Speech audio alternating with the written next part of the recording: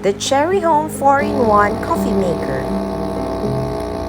Hubby excitedly unboxes this package from Cherry Home. This machine can process N capsules, K capsules, make brewed coffee, and also prepare Dolce Gusto.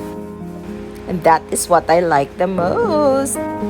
Mahilig din talaga kami sa kape.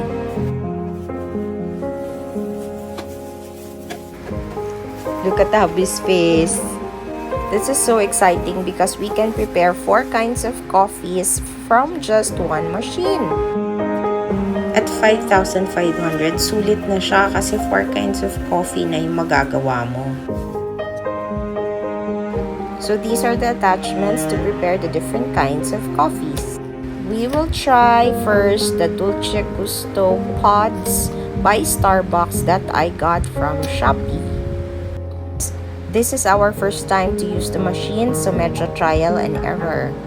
We have used the machine to make the 3 different kinds of coffees except for the K-cups. Okay siya, okay ang result. Except na yung Nespresso ay dapat i-calibrate muna yung amount of water needed. It's easy to use, may instruction manual naman. You just put all the attachments in one container near the coffee maker para kung kailangan mo, kunin mo lang for whatever kind of coffee you're gonna prepare that time. Notice nyo ba yung Starbucks mug? Free yan kasama pagbili ko ng Dolce Gusto pods.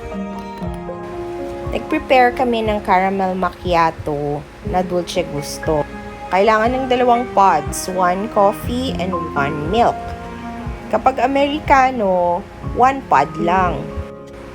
The caramel macchiato by Starbucks is slightly sweetened, so we just added sugar.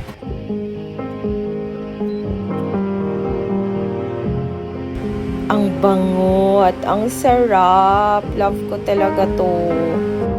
And I'm so happy that we have this machine. So this is our second try. We're using a double wall cup para makita nyo. Ayan siya. Pag may ice cream sa bahay, pwedeng gumawa ng affogato with an espresso. This is our coffee nook sa bahay. Ayaw pa i-let go ni hubby ang kanyang Nespresso machine. Get the machine and Starbucks pods from Shopee. Lagay ko yung link sa caption. You can also visit the Cherry Mobile Concept stores.